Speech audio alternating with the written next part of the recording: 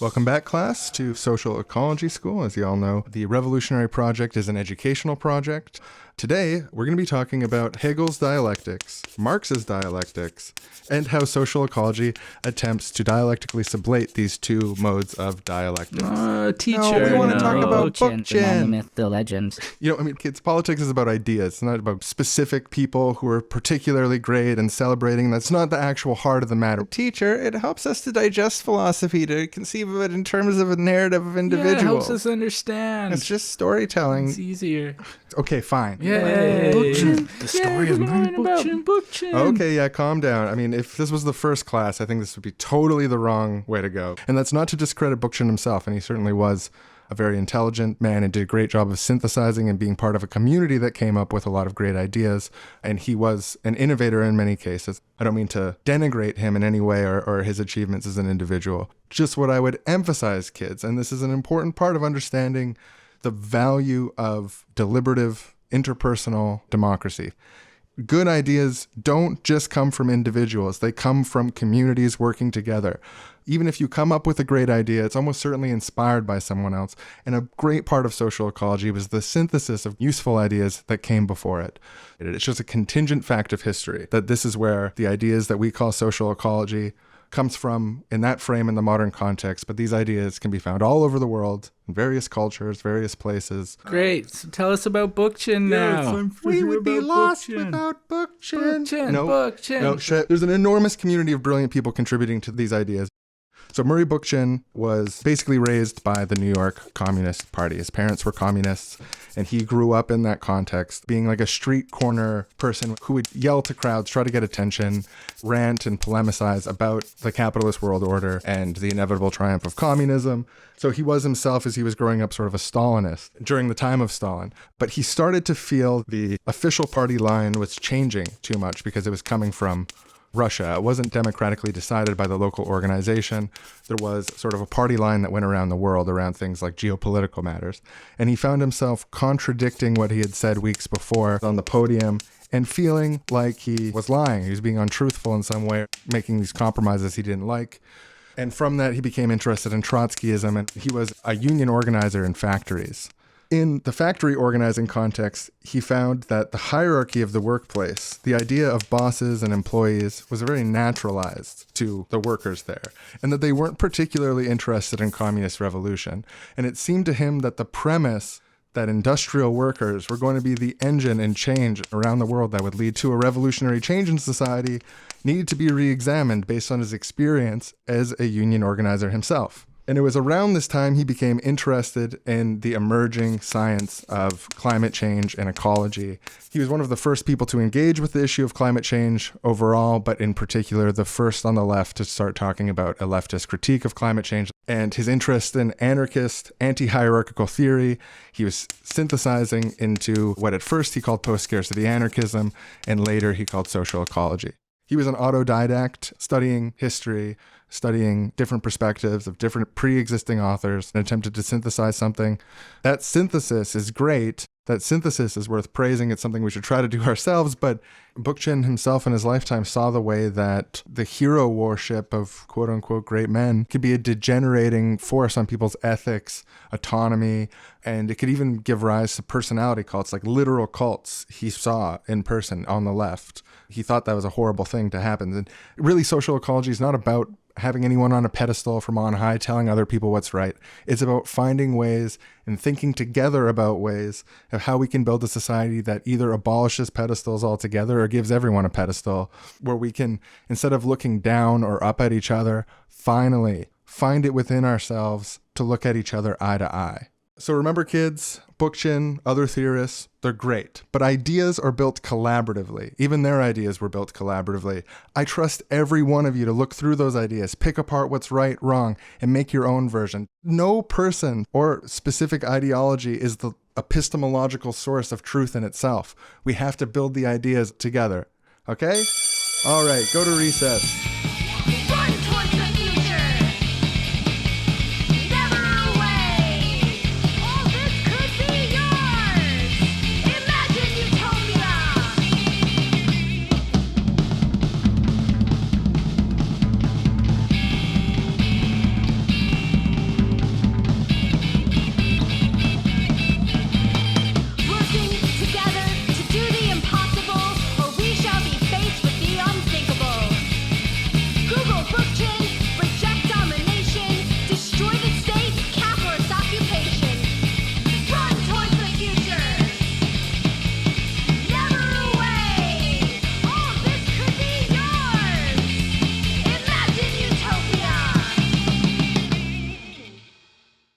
Hello, everybody, and welcome back to the Seriously Wrong podcast. I'm Sean. My name is Aaron, and today we're talking about social ecology. We're presenting social ecology.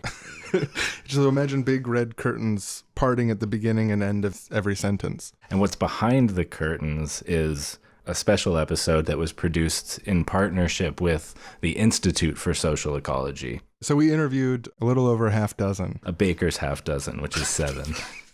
So we interviewed a baker's half dozen of social ecologists connected to the Institute for Social Ecology, which was the organization that Murray Bookchin founded with Dan Chodikoff. So Dan's one of the people that we spoke to for this episode. But before we get to that, let's just have to do a little bit of unfortunate technical business, which is just inform everyone. This show is funded by Patreon. Viewers like you donating to Seriously Wrong is how the show is produced. So without you, we couldn't do this. So thank you so much to everyone who's already doing that. You can find it at patreon.com/seriouslywrong.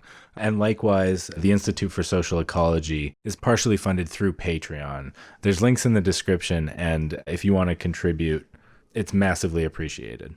A lot of times I found if I'm just like, hello, social ecology, people are often like, what is social ecology? Why are you saying that? There's no good answer to the second question, but the first question was something that we asked Dan about. Dan Chodikoff. I co-founded the Institute for Social Ecology with Murray Bookchin in 1974. Yeah, even as someone who's been pretty involved in social ecology for a while, I feel like I've also found it really confusing. So the question, what is social ecology, is just so important. At the top of this episode, we got to do a speed run. We just got to let people know. So we got Dan in on that, and we also are going to hear in this segment from 3 other educators, past and present, who've worked with the Institute. My name is Blair Taylor. My name is Eleanor Finley. My name is Peter Staudemeyer. You know, all the people that we spoke to for this episode, they come from different backgrounds, different specializations. And I think by speaking together. Yeah, having a chorus of good communicators with interesting ideas who know about social ecology, all speaking together on a topic. There's more than the sum of its parts there when you start having all these different voices speaking together. It's been a privilege working on this. So, what is social ecology? Social ecology is an ecological philosophy developed by theorist Murray Bookchin, starting in the 1960s up until his death in 2006. Social ecology looks at the relationship between human society and the natural world and tries to understand the role of human society in natural evolution. And we believe that in order to do that, we need an understanding of what nature is that goes far beyond the way that it's explained and explored in the popular imagination. And we also need to develop a critical understanding of the role that humanity has played in shaping nature and in shaping the environment that we live in today. And we do that through a variety of approaches. We draw on history and anthropology, philosophies of nature, biological science, particularly ecology and evolution.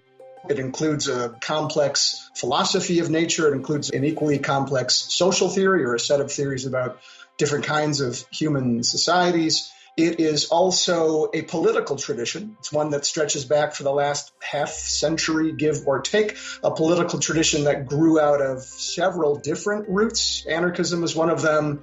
Mid-20th century versions of radical environmentalism is another one. Bookchin was trying to reformulate anti-capitalist critique from the 50s on. He was really one of the first people to articulate this ecological critique of capitalism, centering on the irrationality of the profit motive, spurring capitalism to ever expand across the globe, devouring ecosystems as it goes, famously describing the logic of capitalism as the logic of the cancer cell that literally consumes the host that it is dependent upon for existence, that humanity is dependent upon for its own existence. That blew my mind a little bit. What Blair just said, the idea that capitalism is bad for the environment. It's just such a common sense idea that like so many people believe. The connection between that idea and social ecology was fascinating. For a long time, environmental concerns were not a universally understood thing on the left. They were not something that everyone integrated into their politics. It was often even criticized from the left as like liberal or something. So social ecologists were sort of the ones really pushing this at the advent of the ecological movement.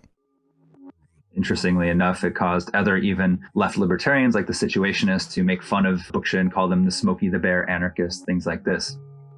Social ecology differs from liberalism and even Marxism, even more radical ideologies, which often start from the premise that humans must dominate nature. And once we do that, either that's a given in liberalism, which then leads to a competition with each other, and Marxism builds on that, or many forms of socialism. Yes, we have to master nature, and that's why we need this massive technological industrial apparatus to conquer nature and have plenty, and then which that's the material precondition for socialism or communism. And social ecology stops and questions that to begin with and says, no, we don't need to dominate nature. That's actually projecting human social relations onto the natural world. What does it even mean to dominate nature? So social ecology looks at this problem of wanting to dominate nature and seeing it as something that can be exploited, and asks, where did this mentality come from? Why do people think that they can dominate the natural world? And in particular, why do people with power think that they can dominate the natural world? This isn't just something we're all born with. There are many ways to relate to the natural world, but why is it that corporations, banks, governments, militaries think that the natural world is just expendable and behave in a way that the natural world is expendable? Social ecology recognizes that these attitudes towards nature are actually extensions of how people think about each other. The idea that some beings are less valuable, that some perspectives are expendable, that attitude in regards to nature originates in how people think about each other. This is a really important point to underline. When people dominate each other, when there's hierarchies of people above one another where they can command and control each other, through the developmental trajectory of the way human beings treat the environment, that idea of interpersonal relations was then applied to nature. What it means is that there's a connection between the environmental disaster that we see looming around us and hierarchy, that horizontal relationships between people are reflective not only of like a political desire that we want, but of the way that we need to relate to nature to end the crisis. It's a simple but profound idea. Many people paraphrase that by saying the environmental crisis is a social crisis. We look at these things through three different temporal frameworks. First, we explore the past, and here we use social ecology's understanding of nature as natural history, as the process of natural evolution, which takes us back about 3.5 billion years to the earliest forms of organic development. And we examine the present, and we look critically at current aspects of people's relationship to the natural world. And we also look to the future, and here we use a utopian perspective that tries to tease out real existing potentialities that might allow us to reharmonize our relationship with the rest of nature. Ultimately, that's social ecology's goal, the reharmonization of people and the rest of the planet. And maybe last but not least, social ecology is a bunch of different practical attempts to put some of those ideas into practice in many, many, many different ways, whether it's small-scale local attempts at popular assemblies, at municipal versions of cooperative economics. There's a lot of different ways that different social ecologists in different parts of the world have attempted to apply their ideas in the real world and in practical terms. Social ecology is also a praxis. We're very concerned with taking the ideas and putting them into practice and then revising them as need be in terms of the experience. So it's really a dynamic system of inquiry rather than a fixed ideology, though it does have a particular perspective. It attempts to establish a logical framework in which our understanding of nature informs our ethics, and our ethics inform our politics. When I talk about politics, social ecology envisions a politics rooted in direct democracy, solidarity, an economy based on mutual aid, and economics based in the notion of from each according to their ability to each according to their need. And those politics take different forms. They take the form of oppositional movements, protest movements, attempts to prevent the current destruction and to rehabilitate that which has been destroyed, to restore ecosystems. And there is also an alternative dimension, a reconstructive dimension, the idea of creating new kinds of institutions and relationships that embody our ethics and can be used to replace those institutions that inform society today. By exercising practices of direct democracy in our communities, by developing cooperative forms of social and economic relationships, we can directly challenge not only the specific forms of oppression that we experience in our daily lives, but really get to the bottom of overturning those deep-seated patterns of hierarchy that have damaged social relationships through much of human history and that have fundamentally shaped the mindset of domination with which current society has come to exploit really all of nature. Human beings would be self-governing in directly democratic assemblies that are organized on the municipal level and then confederated with each other through the mutual principles that they all uphold. Principles of mutual aid, sharing power, reciprocity, and cooperation. This gives us an institutional framework for self-determination that is neither statist nor anarchist, that answers both of these common criticisms. Because we all have equal agency, and when we embark on projects together, we should have a say over what those projects are like in equal measure to how those projects affect us. Where we make decisions about what we produce, how we produce it, and how we distribute it in the political realm, not according to markets. We think that, we can produce enough easily and automate a lot of it, where people have to work radically much less, where work is totally redefined to be things that we like and enjoy doing. And that's, in a nutshell, social ecology. I wish I could explain it in 25 words or less, or put it out in a bumper sticker or a soundbite, but it's a fairly complex philosophy. It's social ecology mania down at Bumper Sticker Paradise. Hi, we're the Bumper Sticker Brothers. Some people call us the BS Bros, but what's certain is that we are the best bros at making bumper stickers. When we were challenged to fit the entire ideology of social ecology onto a bumper sticker, we said, We are the ones who can do it. And that's the promise, the solemn promise that we make to all of our customers. We say, if you come to the Bumper Sticker Bros, we are going to sum you up. all we said was we needed about 5 months and about $50 million. And thankfully, the local municipal assembly has liberated those funds from the parasitic state. When the directly democratic counterpower assemblies challenged the predatory state to free up research funds for the development of social ecological bumper stickers, I thought, popular power is not there yet. It's not going to happen. But then it happened before our eyes. We're so grateful to them, and we are going to figure this out in our laboratory. It's going to be easy, and we're going to do it in 5 months. 5 months later. It is social ecology depression at Bumper Sticker Paradise, which has become a bumper sticker hell over the last 5 months. Now, don't be so down. I don't think it's so bad. We are bumper frauds. We are not bumper brothers. Look, failure is a part of life. Did we fail to put all of social ecology onto one bumper sticker? Yes. Yes. Full stop. But failure is just the first step towards success. And I think what we did achieve is worth celebrating, honestly. So I wouldn't say we're in hell. You're right. It's not so bad. We fitted on 10 bumper stickers. So if you have just one bumper sticker on your car, maybe you can get sort of a facet of it, the trunk of the elephant, the foot of the elephant, the tail of the elephant, but you need the whole 10 to just really plaster the back of that car. And we find that that's enough to sum it up. So my favorite bumper sticker, I was working on this one off on my own for quite a while. Don't dominate, ! Germinate, ! Brackets, a utopia. Because if you don't specify what's germinating, it could mean a lot of things. But I think it's pretty good, but there are aspects of social ecology that it doesn't get at. I thought a really clean one, if you already sort of understand social ecology, was just the word ought with a period and a little sunflower next to it.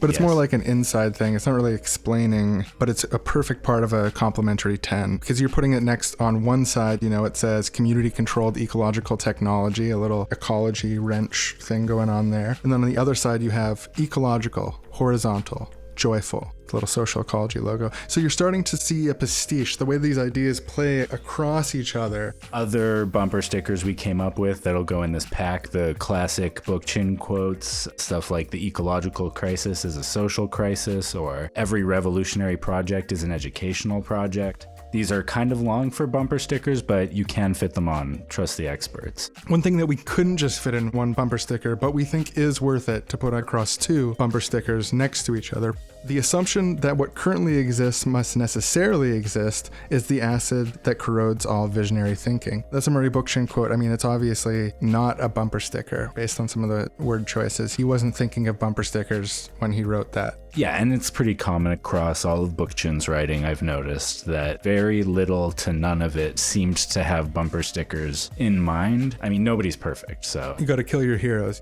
This one, I think, sort of comes close. Anarchism plus communism plus enlightenment minus all valid critiques equals social ecology. Yeah, if you remove all valid critiques of those things. The disorganized nature of anarchism, the authoritarian nature of some strains of communism, the various problematic histories, address those critiques. And especially once you put that beside all the other bumper stickers, maybe even just some big ones with words like ecology, direct democracy, horizontalism, ecological technology, social justice. 10 is the smallest amount that we can reliably sum up social, but we recommend 20, 30, 40, then you're cruising, then you know that it's really covered.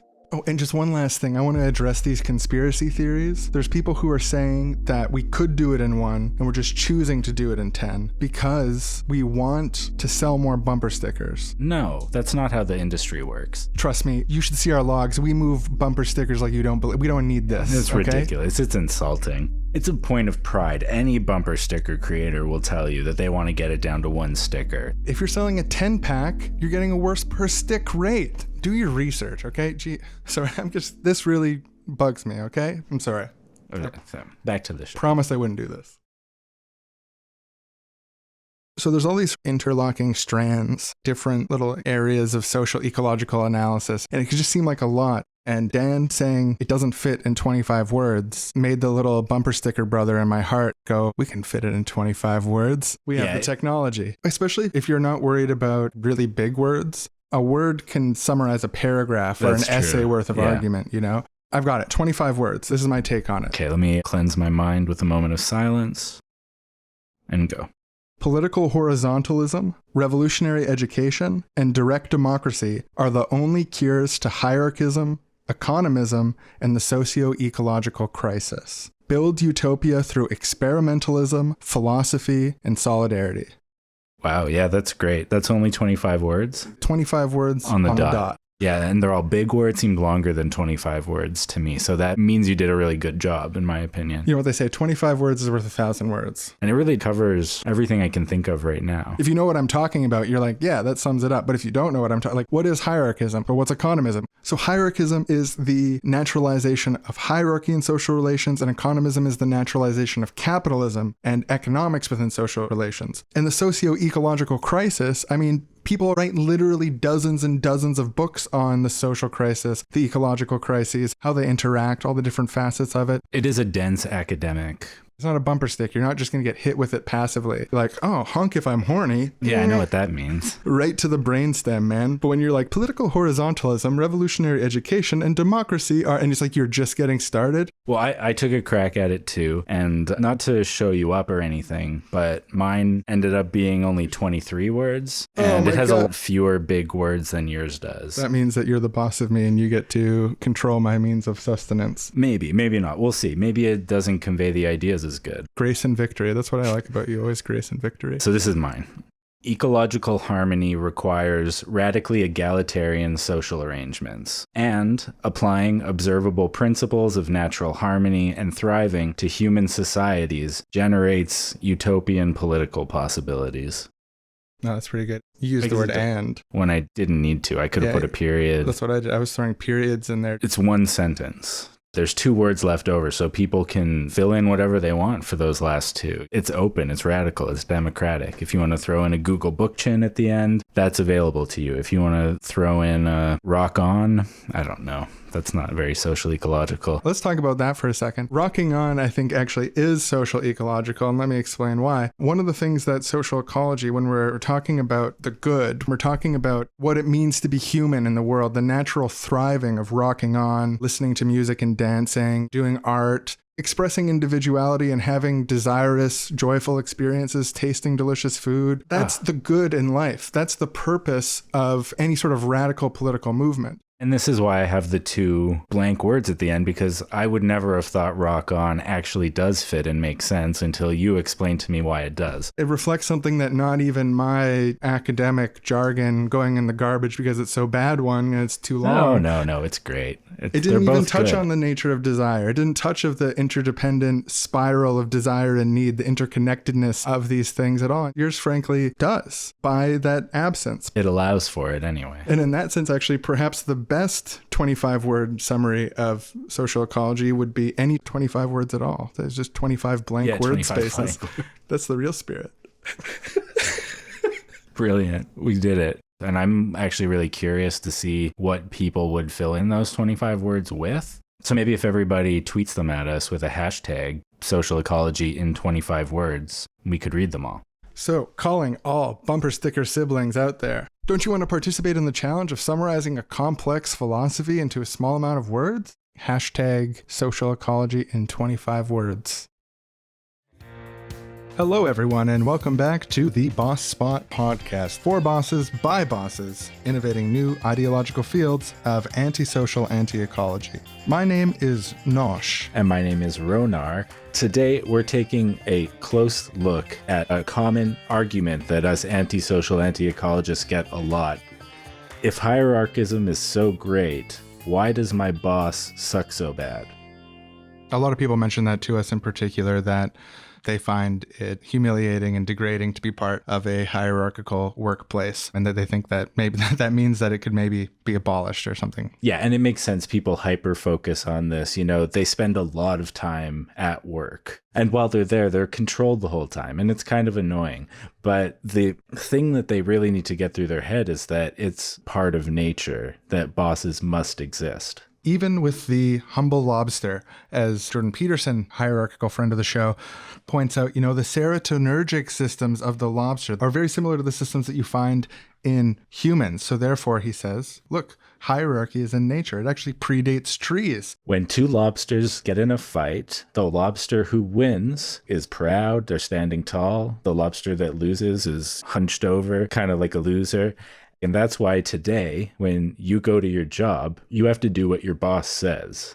It's just the way of the world. You can find it in the humble lobster, but you can find it even in a place like sports. It's part of human nature to have sports victors and sports losers and have a competition where teams are excluded one by one until you have one victorious leader who stands above the rest. Some people want to pretend that some people aren't better at sports than other people. Clearly, some people score the most baskets in a basketball game. Someone has to. Yeah. And they have command and control over others with recourse to punishment. The fastest runner at the end of a race, just society, if you're doing things right, gets to tell all the other racers what to do. Clean my house, tie my shoes. And if you don't, I'm going to withhold the necessities of life from you, just like a boss. That's nature. Look at beauty competitions. Miss USA, Miss Universe. From time immemorial, the beginning of time, we've been doing this. The monkeys do it, the lobsters do it, the lions do it. Heck, even turtles do it. Well, the lions are like the beauty pageant winner of the jungle. Absolutely, yeah. And the top gorilla in the gorilla pack is like the landlord of the gorilla pack. I mean, we find evictions in nature, pandemic evictions in nature. I mean, your body has something called white blood cells. The white blood cell is like the police officer of the bloodstream, looking for ne'er-do-well viruses, bacteria. Do you want your white blood cells to have no hierarchy in terms of what they kill and what they keep?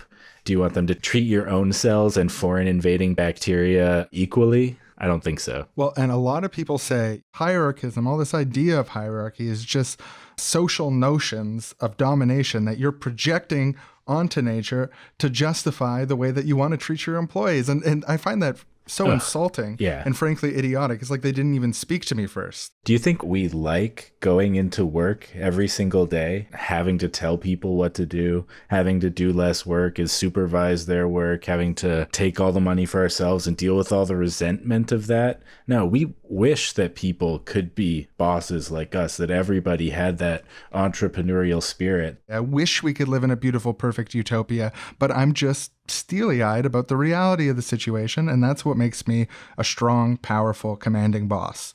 Sorry, not sorry. It's just an extension of the lobster thing Jordan Peterson was mentioning. Man. Just the notion that we're projecting ideological systems that could justify our quote-unquote unjust hoarding of wealth, etc., taking food out of the mouths of babies or whatever they say about us. Who's paying attention? But I mean, this idea that we would justify our own social position to actively fight against democracy, horizontalism, well-being, in an ecological future that can actually take care of everyone. I just find that idea so confusing that I don't even know where to start in responding to it. You know, when I'm feeling overwhelmed, I'm feeling like for my own self-care, I'll just send them a quick YouTube clip, the man himself, Jordan Peterson, explaining about lobsters. So these creatures engage in dominance disputes, and I think dominance is the right way to think about it because lobsters aren't very empathic and they're not very social, and so it really is the toughest lobster that wins. When a lobster wins, he flexes and gets bigger, so he looks bigger because he's a winner. It's like he's advertising that, and the neurochemical system that makes him flex is serotonergic. It's the same chemical that's affected by antidepressants in human beings, and so like if you're depressed, you're a defeated lobster, like you're like this. I'm small, things are dangerous, I don't want to fight. Well, if you give lobsters who just got defeated in a fight serotonin, then they stretch out and they'll fight again. Like we separated from those creatures on the evolutionary timescale somewhere between 350 and 600 million years ago, and the damn neurochemistry is the same. And so that's another indication of just how important hierarchies of authority are. There weren't trees around when lobsters first manifested themselves on the planet. And so what that means is these hierarchies that I've been talking about, those things are older than trees. See, now if that doesn't make you shut up and stop complaining about your boss because it's the way of things. You're not open to an objective study of lobsters. Lobster scientists around the world agree that the fact that we both have serotonergic systems means that humans have to organize themselves hierarchically under bosses. Jordan Peterson is just relaying the science. If you don't like it, tough. Look, if you don't want to objectively study the physiobiology and social structures of lobsters and then apply that as a generalized theory of society, I just don't understand how you think you're rational or ethical. They must be lying to themselves, and I'd be lying to myself if I was to say that I wasn't sorry that this segment has to end, but all segments do, so. Yeah, the temptation is definitely here to go with the thoughtless masses and tell myself a beautiful lie that this can never end, instead of telling myself the hard, cold reality that we only have so much time each week. But we thank you all aspiring bosses and bosses alike for tuning into our humble little podcast. Praise be to Jordan Peterson. I hope you get better soon. Perhaps try eating more meat. Maybe you're not getting enough. Or more salt. Thanks, everyone. Have a great week. So back in the realm of social ecologists rather than antisocial anti-ecologists, we asked Peter Staudemeyer, who we heard from earlier, what he thought of Jordan Peterson's lobster argument. I would say, keeping in mind that I'm hearing that quote outside of its context, but given that, I would say that's a seemingly new version of a very, very, very old argument. There have been arguments in favor of authoritarian forms of society, arguments in favor of hierarchical forms of society for thousands of years, and those arguments have very frequently invoked some sort of natural basis. In fact, I would say those arguments typically claim that they are founded in the natural order somehow or other. The only thing that sounds to me a little bit sort of slightly newfangled about that version of the argument is the attempt to enlist neurochemistry, of all things, in favor of authoritarianism and hierarchy. I have to say I don't find it particularly persuasive. He's talking about lobsters, for goodness sake. Lobsters are crustaceans. And he wants to, if I understood correctly, he wants to compare the neurochemistry of this group of crustaceans with the neurochemistry of a group of primates, namely Homo sapiens. From an evolutionary point of view, from just a basic biological point of view, there's not a whole lot of sense in that. Even just the basic kinds of central nervous systems at stake are so radically different. In fact, there's a debate to be had whether crustaceans even have a central nervous system to begin with. Do we describe that series of ganglia as a kind of central nervous system? Even if we somehow had full agreement on that score, the ways that each of those creatures respond to the environments around them are worlds apart for evolutionary reasons, for ecological reasons, for morphological reasons, for constitutional reasons, for a whole set of reasons. And it is a form of reductionism and radical oversimplification to pretend that we can just make easy, short, quick analogies between the two. That just doesn't make evolutionary sense. We could put this down to a straightforward political disagreement. Jordan Peterson likes authoritarian and hierarchical systems. I am opposed to them. But we could also develop it more into a kind of a divide over what the history of natural evolution tells us. And for that matter, a divide over how can we best make sense of evolutionary biology. As far as the political disagreements go, it's going to take a lot more than crustaceans to convince someone like me that hierarchical forms of society are not only quote unquote natural. I don't think anyone denies that. Of course, they're natural. No one claims that they appeared from outer space or that they're merely to be found in works of fiction. I think that second set of questions, how can we best make sense of evolutionary biology, is a fascinating topic, and it's a debate that's lively and ongoing right now. I don't think that someone like Jordan Peterson, unfortunately, has much of substance to say to that second set of questions, but that shouldn't stop the rest of us from exploring those questions. Social ecology has all sorts of claims to make about natural evolution, evolutionary biology. Some of those claims I also don't find persuasive, which is to say I am a social ecologist who rejects some claims about evolution that other social ecologists have put forward. I think that's normal in a diverse and lively and healthy and self-critical social movement. This question of whether there are hierarchies in nature and what that means for human societies is a really central part of social ecology. Even though Peter really disagrees with Jordan Peterson on that, he also, as he was alluding to there, kind of disagrees with some of our other guests about that. One of the things in social ecology as a field of thought is that there's no resolved answers to every question that arises. It's one of the things that I kind of like about talking in the social ecological field is I feel like there's a lot of flexibility to interpret and think about these core issues. Chaia Heller, who's another educator at the ISE, someone who knew Bookchin very well, spoke to this. At the ISE, I can say that there's always a really healthy debate around who is a social ecologist and what is a social ecologist. And I feel like if there's a tendency to lean one way or the other, we tend to lean towards being more inclusive than being more exclusive. Bookchin didn't really believe in having a party line. He believed it was authoritarian and not democratic to have very rigid principles or set of ideas that everybody had to adhere to. And so in social ecological circles, there is definitely space for very healthy disagreement. We've had many public forums where we have conversations with students around to have different people's positions put out there. I think there's a lot of room for a diversity of positions about how we get there, but I think we all share that same common goal, the goal of creating a communalist society that is ecological, has a moral economy, is directly democratic, is socially just, and creates a political space in which people can fulfill their potential as human beings to live in a mutualistic way with each other and with the rest of the natural world.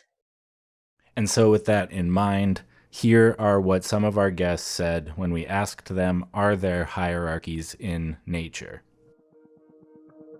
Within the philosophy of social ecology, hierarchy in nature is a social construct, and it's a problematic one. According to a lot of sociobiologists informed by a Spencerian reading of nature, you can find hierarchies everywhere. You can look at the great apes and voila, there's a hierarchy. There's a male dominating the rest of the ape group. To talk of the lion as king of the jungle, or to assume that the ant plays a lower position in some imagined hierarchy, is really a projection of social relationships that exist in our culture, in our society, in our political system. And so for Bookchin, there are no hierarchies in nature. The one thing I might quibble with is, yes, of course there are hierarchical systems in the non-human natural world, but the question would be, so what? There's an incredible array of systems to be found in the non-human natural world that doesn't tell us much of anything at all about the way that humans, right now, right here, should construct our own societies together. First of all, a hierarchy in a technical sense is an institutionalized relationship of command and control that ultimately has recourse to physical violence to enforce its edicts. And such relationships simply don't exist in nature. You know, the so-called alpha male, it's a fiction, because when ethologists observe guerrilla troops, yes, the silverback male maintained control over the females for breeding purposes. But while he's over here beating his chest and showing off for the females, a younger male is slipped off into the woods with a female and they're procreating. So, you know, it's not even an effective hierarchy. And once again, owning to a technical definition, it's not a hierarchy at all. Hierarchy is a form of domination based on a relationship of command and control, with one subjectivity dominating the other. In nature, there's no power relationships that are institutionalized, and that's a really key word in social ecology, is the concept of having power relationships or any kind of social relationships institutionalized or given a form. Animals don't create institutions that outlive them or even that are transmitted from one group of animals to another. The silverback ape doesn't institutionalize his power. He enjoys what's called episodal dominance or situational dominance based on a kind of physical strength or capability in the moment. If he gets injured or falls ill and loses that physical ability, he loses his position. And so that's not institutionalized power, that's situational dominance. The lion is not in any kind of institutionalized hierarchy. The lion is in fact dependent on the herbivores that provide its nutrition, just as the herbivores are dependent on the grasses on which they feed, and the grasses are dependent on the soil in which it feeds, and the soil is dependent on the microbes. And it's all interconnected. It's a mutualistic relationship, a relationship of interdependency. I'm not sure it would make sense from a social ecology point of view to flatly deny any relevance for the human social realm when you do look at forms of supposed forms, putative forms of hierarchy in the non-human natural world. The argument isn't so much that there's no relevance there. The argument is simply that the relevance is extraordinarily attenuated. It's a very small degree, a very minor degree of relevance, and that's simply because of the kinds of creatures that human beings are. You know, once again, I don't want to be too prescriptive. I don't want to be dogmatic. Social ecology is not a fixed ideology. It's an evolving, developing perspective and discipline. Once again, I think so much of it is in the eye of the beholder. You know, in the early days, ecologists like Odom used to talk about food chains and with the carnivores on top. But as we've gained a more sophisticated understanding through ethology, through ecology, through various scientific disciplines, we've come to understand that, in fact, what exists is not a food chain, but a food web. And that web, as a web implies, is based on interdependence and mutualism. And those are the kinds of relationships that really sustain us in nature. So in the philosophy of social ecology, when we're talking about hierarchy, we're talking about something very specific, which is a command and control social hierarchy. This aspect of social ecology, what I would consider a pretty narrow definition of hierarchy, is command and control with threat of punishment, is one of the things that I have the most difficulty with, because when I think about social hierarchies and social hierarchies being a problem, a lot of the things I think about don't seem to necessarily fit into a command and control framework. Like if we say, for example, that white people in our society on average are more likely to have wealth, more likely to go to better schools, more likely to be interviewed for jobs, less likely to receive extremely harsh sentences for similar crimes. Like, there's all these things that present a type of hierarchy between how white people are treated in society and how black people are treated in society. And we can say that the society right now ranks white people above black people in some institutional ways that aren't necessarily related to white people having the power to command and control black people in all instances. Like, there's command and control elements threaded through all of this. You know, who's making the decision to hire bosses who have command and control power,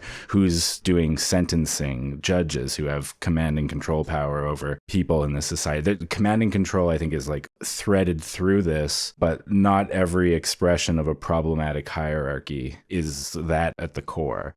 The way that I think about it, there's a historical and etymological basis to say hierarchies refer specifically to command and control rulership. The root word of hierarchy is about rulership, which means that through the developmental trajectory of humankind and human ideology, in our language, anything that we apply the word hierarchy to now is something that came in the wake of the assumption of rulership. We live in a society where the most prominent strands of thought are founded on hierarchical basis with hierarchical assumptions. If you look at like the Wikipedia page of the types of hierarchies and the things that are all considered hierarchies at once, the connection to rulership gets pretty tenuous. Yeah, you think of like people use hierarchy in ways that don't even have anything to do with what I was talking about, social domination. They're talking about purely the fact that you can graph things out in tiers sometimes. Yeah, like this is part of the way that people naturalize social hierarchies is be like, well, look, I made this tree graph. We found it in nature. It's the shape of things. It's like, that's literally how people like Jordan Peterson can take that conflation and then use it to his rhetorical advantage in trying to sell a regressive social order. Yeah, because they make choices. If you have a hierarchy of values, if you think you'd rather turn left than right at the upcoming corner, and that's a hierarchy, that's the same thing as having a boss. It's actually his argument. There's something close to that. And I think the insight that social ecology can sort of give us on this is that through the developmental trajectory of all these different sciences, all these different conceptions of the world, the way that we conceive of specialization, we conceptualize it all within the framework of a ruling hierarchy, this historical construct that was based on command and control and was based on a sense of supremacy. And then we apply it to all these instances where there's nothing that's being commanded and controlled and there's no supremacy. It is hard to like talk about this without embedded, like we don't have good words for tree graphs with tiers that don't mix up language with hierarchical language. And I think that is definitely revealing, maybe not necessarily of everyone who is using these ways to frame, but just of like cultural assumptions floating down into language and having impacts on how we conceptualize things. So I'm sympathetic to people who are saying, I want to retain the use of the word hierarchy in a broad sense. Don't tell me what to do. I know what it's like to feel like someone's pushing on from the outside saying that these words mean these things. I just don't want social ecology to be that thing that all computer programmers are going to be like, oh, you mean those weird political people who keep telling us we can't use the word hierarchy in our programming like discussions or whatever? Like, so yeah, I mean, the definitions of words is based on how people use them. So if people are using words in ways that are different from the etymology doesn't automatically win just because I prefer it. This is just merely what I think. I invite you to think alongside me and make your own conclusions. I don't want to be a tyrant here. No, Sean's forcing us to use hierarchy only in a specific way. No, Sean... He's commanding and controlling our language. He's commanding controlling me to think alongside him and come to my own conclusions.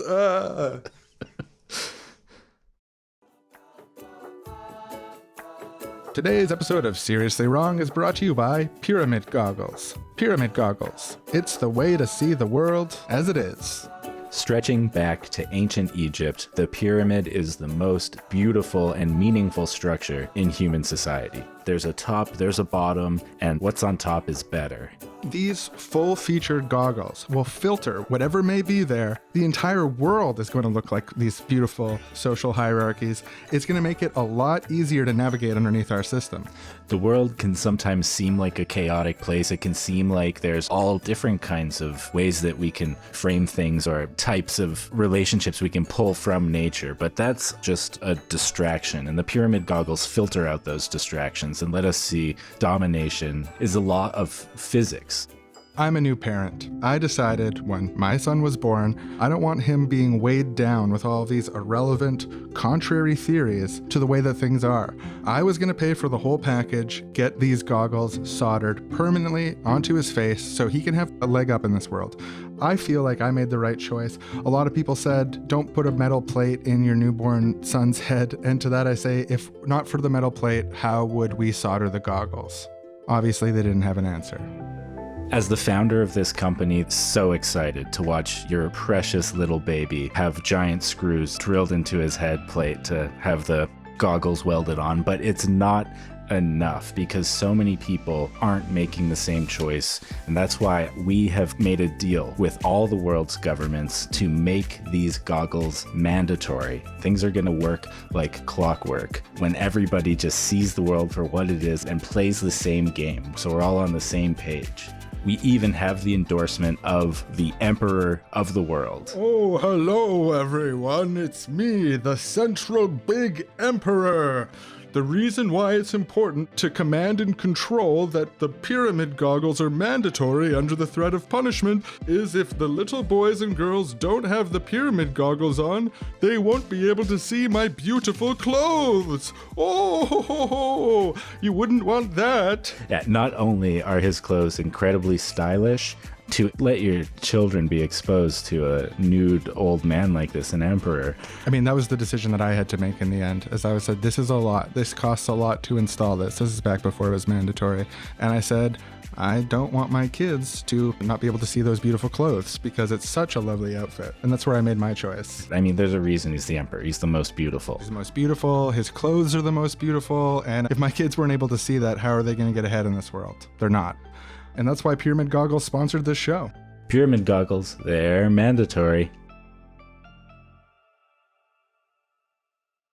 Social ecology has a lot to say about whether or not human hierarchies have a basis in the natural world. But it also encourages us to think about the way in which we consider humanity's place within nature. People have an idea in their head, it's a concept, that they can dominate nature. They're hierarchically above nature. They can command and control nature. Nature is this untamed thing that human beings have the ultimate right to do whatever they want with, to force nature to correspond to humanity's will. It's a bad way to think about nature, but it's been like the dominant one for a really long time.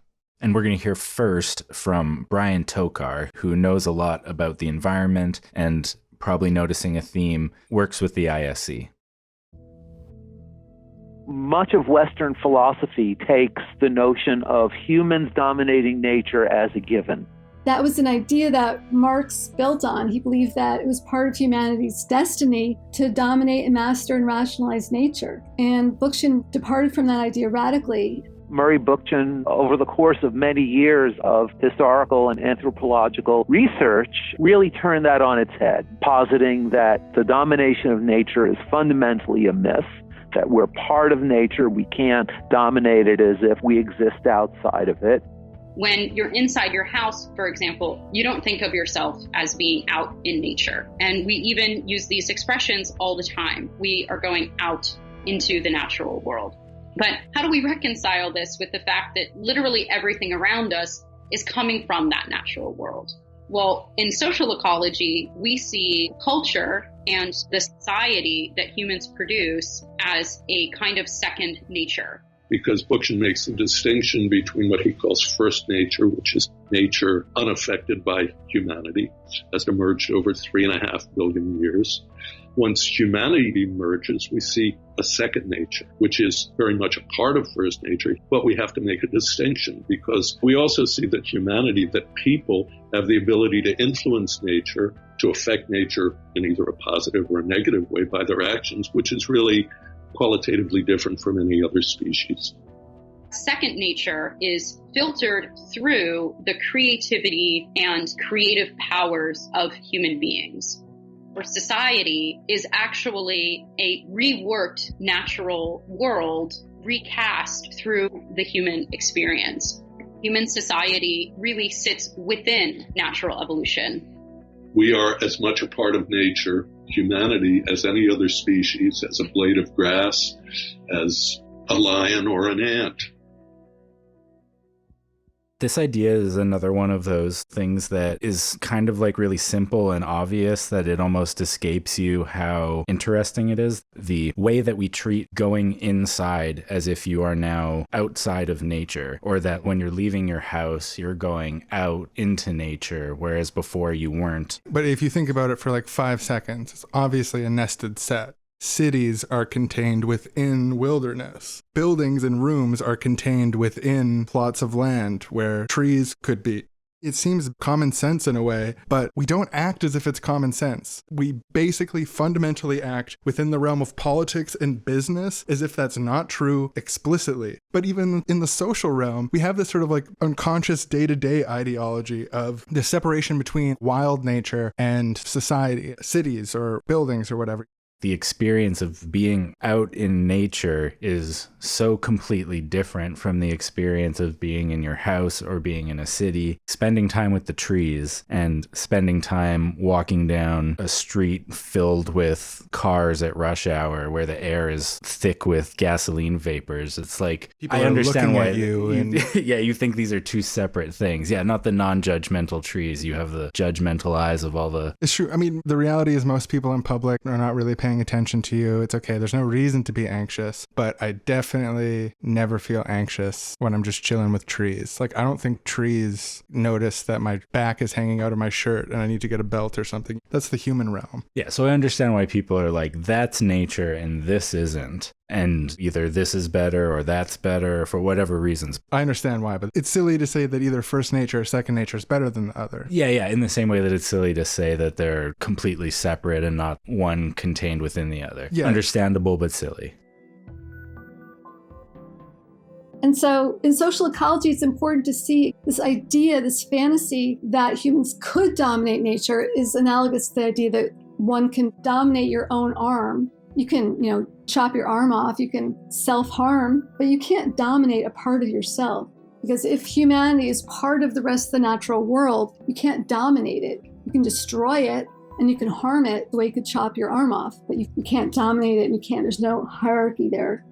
And this attitude has created a social problem where human beings are treating the natural world as if it's something we can control, manipulate, dominate, and exploit. This is obviously a problem today. I think many of us have reached the point where we've understood that humanity's relationship with the natural world is really out of balance. And in social ecology, we see that relationship go awry because of this mentality of hierarchy and domination. And that if we look at hierarchical social relationships throughout human history, there's a direct correlation between domination within society and the mindset of dominating the natural world. And that the societies that began to express patterns of domination socially were the ones that really furthered the notion that the natural world as a whole is an object of domination. Such a profound thought. This attitude that some people are better than others transfers to nature with how we conceive of our relationship to nature. We think we can just command the biosphere to accept as much greenhouse gases as we feel like putting out, that we can command it to accept as much microplastics in the ocean as is convenient for us. And there's a real historical basis you can track through here from the old idea of rulership, the idea of kings and social castes taking different forms and flowing through history, reaching a point where the dominant cultural institution, the capitalist institution of society, is defined by these values which were founded literally by slaveholders based on the assumption that kings are better than peasants. Hierarchical ideas of how human beings should treat each other are the dominant metaphors of the society that is evaluating and trying to deal with climate change. And part of this history, the developmental history that led us to this crisis moment that we're in, has been the systemic political exclusion of metaphors and ways of seeing the world that actually do have a chance of addressing this crisis, that we've been shut out of the conversation based on ideas of hierarchy of racial caste, gender caste, economic caste. For example, indigenous people around the world have been very clear and consistent about the support of the stewardship of nature all over North America, every place I've ever heard of. I think there's studies to this effect. We got to listen to them. We got to work with them. It's important that we don't try to reinvent the wheel every time. There's really good solutions out there, and people haven't been listened to for unjust reasons. The conception of how the world works that capitalist economics provides us with is that human beings produce value and trade in this marketplace, and that natural resources kind of exist laying around for humans to make profits or to make products. Natural resources are to be used in capitalism. That's what they're there for, to be used, not to be interacted with in a way where the needs of the ecosystem, the eco-community, are one and the same with the needs of humanity, that it's a community that we're involved in together, not something that we're there to extract from for our own benefit as much as possible. Capitalism, in many ways, is the ultimate cause of the climate crisis. Capitalism co-evolved with the increasing dependence on fossil fuels.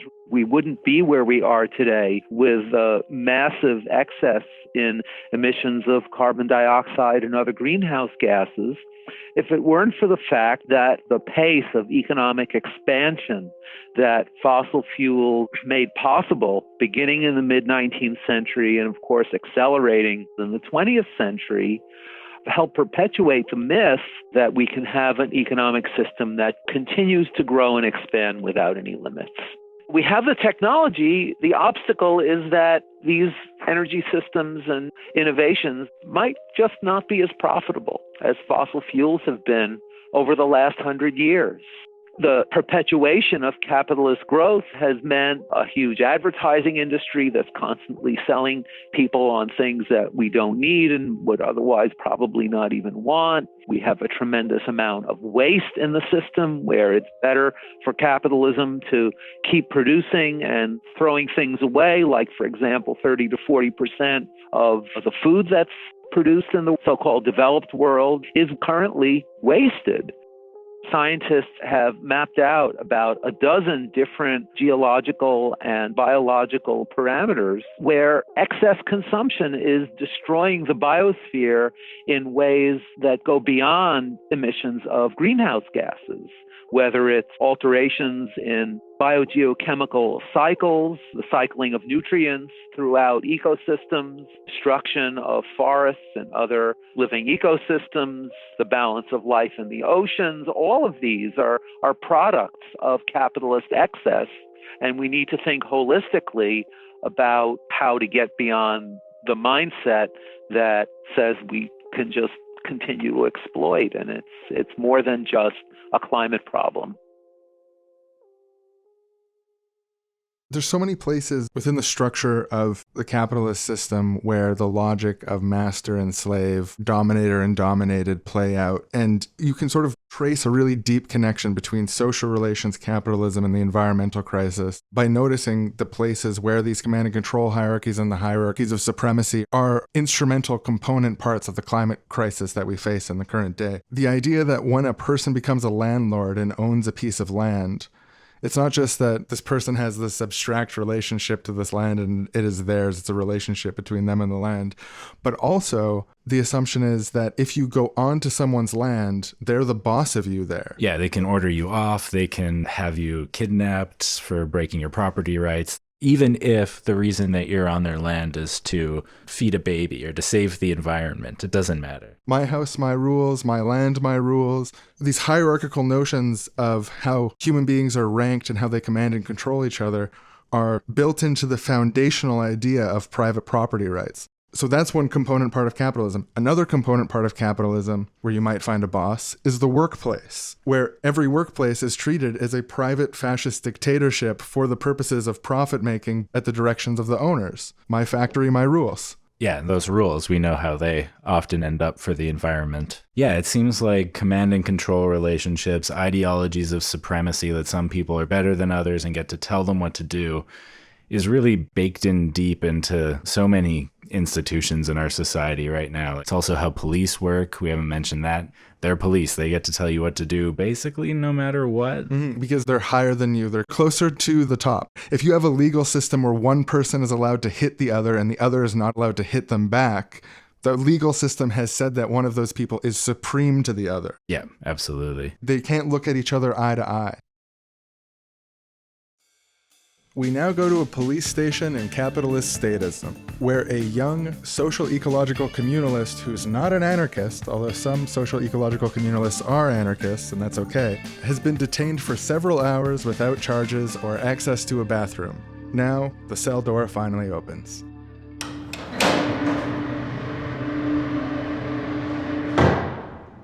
Oh, what do we got here? It looks like a piece of shit anarchist. Technically not, but Wasn't that your sign? It said down with all hierarchy? Yeah, that was my sign. I know I got a lot of friends who are anarchists, but in the 1990s, a lot of people sort of felt that anarchism was taking like an individualist neoliberal turn, and they wanted to distinguish themselves, and they used the term communalism, and I identify with that.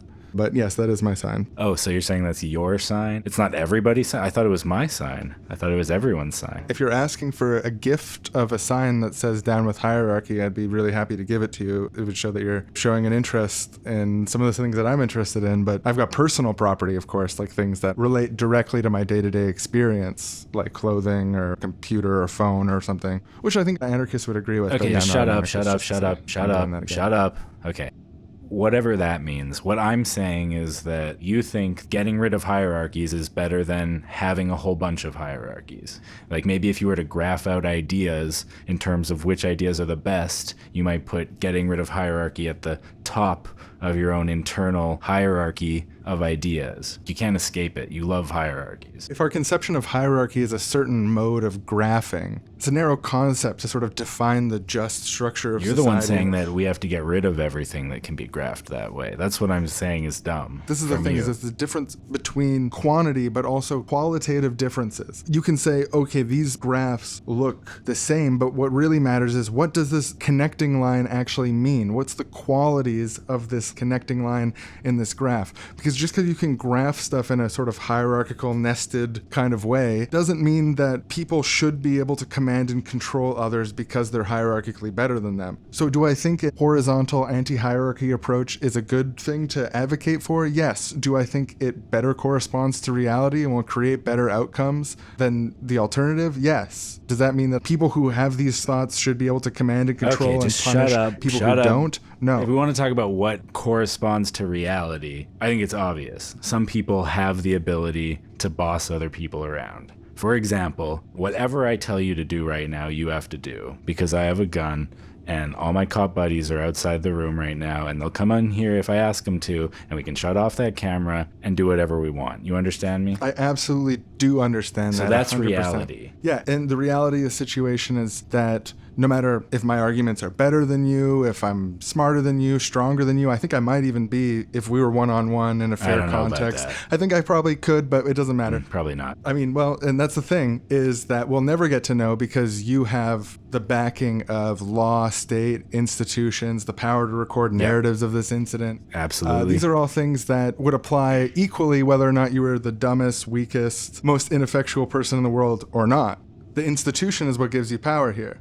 You're just a shriveled husk. Boys, get in here. Of course, there's hierarchies found in second nature, social nature, but first nature, there's nothing. There's nothing like this. This is what you get for attacking capitalism. Oh, we should actually get a doctor at this It's point. our job to preserve the system you're protesting. Oh, and I should say the specialization of a doctor means we should definitely listen to their advice, but it doesn't mean that they rule over us. And so, once all the dust had settled, the incident report detailed how this deranged activist had destroyed the cameras in the holding room and attacked 3 officers with an intense viciousness that would have been terrifying if not for his extreme physical weakness and laughable skills, according to the officers at the scene. Later that same week, those same officers were given commendations for their brave work protecting the rights of oil barons to destroy indigenous lands. The end.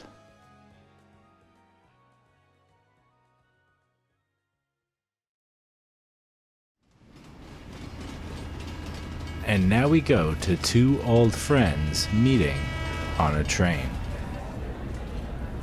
Sorry, I just got to get this bag up here over your head. Oh, Lewis, is that you? Mortimer, my God, it's been ages. I haven't seen you in, what was it, 10, 15 years? Mortimer. Do you mind if I sit here? Please. Are you still writing those political blog posts? Yeah, I'm guilty as charged, yeah. I guess you could say I'm both a student of and a teacher of social ecology in a broad sense, participating in discourse online to help further political thought to create a lasting revolution. I guess that's sort of what I'm doing still. How about you? Are you still polishing those diamonds? Oh, no, I'm polishing much more expensive gemstones now. Oh, well, that's where the money is, I guess. You certainly have to find a way to make ends meet under this twisted system. Capitalism, right? It's Yeah, I just spend my time listening to podcasts. No, that can make it bearable for sure. As I was listening to them, I even thought, I wish I could ask Mortimer about this, but we're not in contact anymore. But, why is it that some people critique capitalism just based on class, whereas others use this, hierarchy framing? What's the benefit there? Yeah, no, that's a good question. I think the anti-capitalist critique of hierarchy is intended to be sort of a broad lens that allows us to tackle a plurality of issues of justice, not just issues that relate to ownership of the means of production, ownership of your own labor, and so on, like a sort of class framework does. That doesn't mean that we throw out the class framework at all. Actually, we accept a lot of these things for granted about the way that power relations work in society when it comes to the distribution of not just the means of production, but capital broadly. So I like to think that the critique of hierarchy retains everything about class relations that you find useful, but then it expands it by narrowing in down on that one specific thing of a command and control hierarchy under threat of punishment to remove the necessities of life as the sort of extreme social relationship kernel of all of these other types of injustices. So that could include the workplace relations of boss and employee, but it can also apply to patriarchal relations of a man over a woman, or even men in general over women in general in a patriarchal society. If we just kept a class framework and then tried to use the class framework to analyze patriarchy, or to analyze the ecological crisis, or to analyze racial disparities, disability justice, these sort of things, we're going to find that the class frame is lacking, not because it's not useful, but because it's not specific enough and broad enough at the same time to encompass all these things. This is why I miss you, buddy. It actually broadens the perspective. This hierarchy framework is kind of like a meta framework that includes class, but helps us see the similarities between class and all these other relationships of domination in society. Exactly. Because, for example, in a white supremacist society, a person who's racialized as white doesn't need to have ownership over the means of production over someone who's racialized as black, brown, indigenous, etc., in order to have a type of dominance over them. If you have institutions which exclude people based on their cultural, ethnic, racial identity, that hierarchical difference isn't a class difference related to the means of production. And I think there's good arguments that, the upper class of capitalism disproportionately benefits of white supremacy. But white supremacy and racism is something that isn't explained well enough by itself through class relations alone. We need to expand that to a critique of hierarchy. And then not only do we have a good frame to critique those disparities in the way that people of color are disenfranchised and abused within a capitalist white supremacist society, but we have a common framework to connect that and other forms of social justice. I don't know why I didn't see it before. There's so many relationships with domination in society. Just look at the state as a whole. We know from the start the state was, from its inception, a way to keep out the voices of people. It was a vertical organization designed to exclude women, to exclude indigenous people, racialized people. The entire history of the state is caught up in the history of capitalism, sexism, racism, and these things are all sort of intertwined in a way from the very start. So the thought of a benevolent state, you might be able to get something benevolent that can come out of a state sometimes in a limited sense, but broadly speaking, the social ecological perspective is that democracy and the state are natural enemies, that the vertical hierarchism of the state, you can't functionally have a horizontal equal society based on an ethics of complementarity and retain the state at the same time.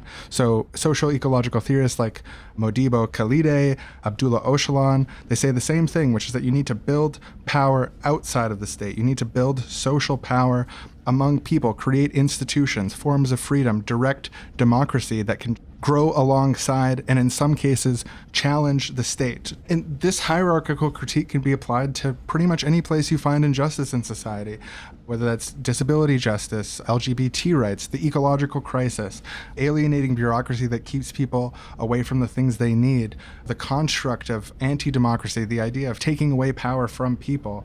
We can even consider information freedom as a question of hierarchy. I mean, who has the right to withhold information from who and why? Is that a type of punishment? What else haven't we mentioned? Anti-Semitism. Can tackle it. Like, what's the issue with Nazis, really? It's that they're extreme hierarchists. They take all this stuff really literally. They think that hierarchies are natural, desirable, and the way to make society a better world. They just take it to that extreme where it ends in genocide. Does that make sense? It makes perfect sense. Yeah, thank you. Damn, I wish I was recording with my pocket recorder. I always get on these rants when I'm not recording. Oh, that's train thoughts for you. The sound wouldn't have been very good on here anyway. Oh, yeah, all the that train noise in in the the background from the train. Yeah. Probably couldn't hear anything.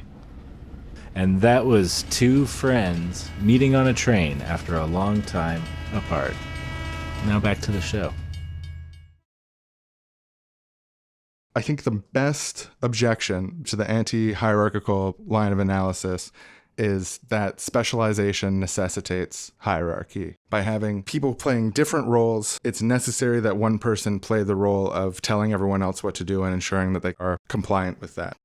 You can have people who are specialized in relation to each other. We can defer to the bootmaker on the issue of boots based on a socially mediated sense of respect without the necessity of any person's job being the making sure this gets done cop. There's a real truth to what they're saying, which is that, like, if there's not always time to have democratic meetings about every decision, you might assign someone the role of making interim decisions that people can go to, and they're kind of coordinating things and telling people what to do, and that the function of the group will rely on, for that period of time that it's been agreed on that this person is playing the point person role, that generally, unless they ask you to do something really wild and stupid, you'll do what they say, you know, because it would be useful to a functioning group or circumstance during this period of time to do that. Another piece to that, too, is agreeing on preconditions. So, like, you can have a democratic process where one person's doing their best to apply the assumptions that have been agreed on by a group. So you can have that point person without them being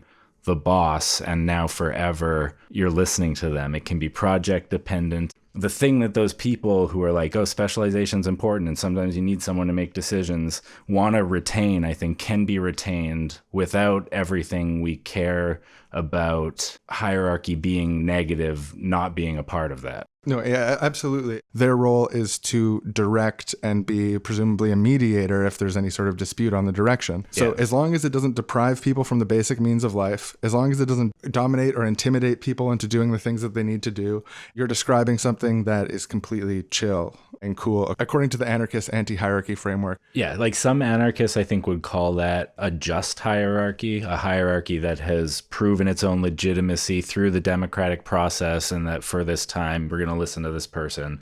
There's the just hierarchy, unjust hierarchy framing, which I can vibe with that. We can say that this situation actually isn't a hierarchy because it doesn't meet all those conditions you just laid out. I'm chill with that version of language. Really, whatever people want, I'll just get on board for the conversation with them. Yeah, and I'm a big time advocate. When I hear just hierarchy, I cringe. It just feels like we're missing an opportunity to talk about how our society developed and what the underlying assumptions, because I just so deeply feel that I'm surrounded by all these assumptions of supremacy and command and control that go unchallenged. But at the same time, I need to relax and chill. I invite you to think alongside me and make your own conclusions. So in addition to connecting interpersonal domination to the desire to dominate nature and analyzing how the assumption of dominating nature is intrinsic to the capitalist system, which is based on interpersonal domination, there are still more ways in which social ecology uses an analysis of hierarchy to help us understand the climate crisis better.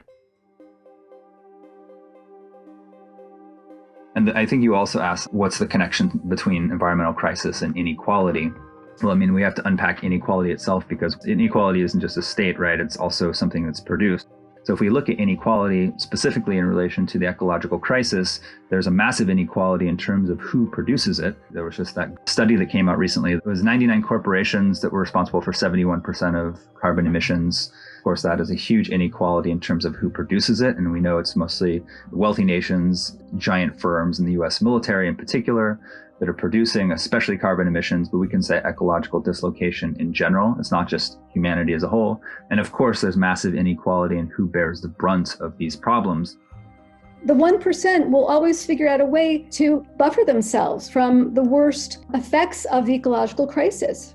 We know that in the United States, there's this horrible history of dumping toxic chemicals on native lands, in communities of color in the South, in poor white communities. A lot of toxic stuff goes to the global South. When there's deforestation, this hits people who live on the land in ways that are different than it hits the people who live in the global North, who have, a lot of power. That this whole process of ecological destruction hits people as you move through the hierarchy in very ways. So the people at the bottom of the hierarchy absorb most of the harm.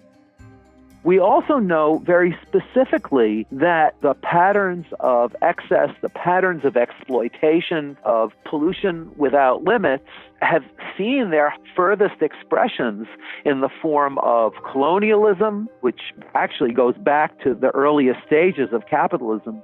The climate crisis is intrinsically tied to colonialism and to racism, to all forms of domination of one group of people by another. So for Bookchin, these questions of ecology were deeply political.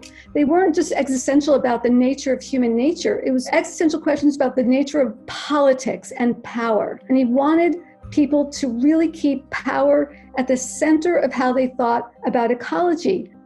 And it's worth noting how different this was from a mainstream environmentalism, which really did focus on numbers. It really did, in many ways, come out of the quote-unquote hard sciences and took a kind of scientistic approach, as if you can talk about carrying capacity without talking about how your society is organized.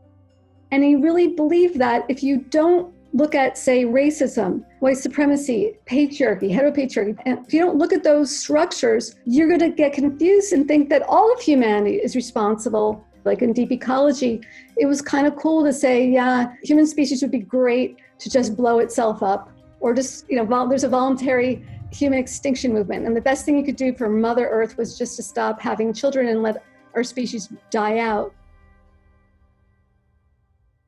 Some humans hate humans for what humans are doing to nature. Yeah, we're these dominating, brutish assholes. We've invented this system, capitalism, that codifies all these dominating social relations and relations between humans and nature.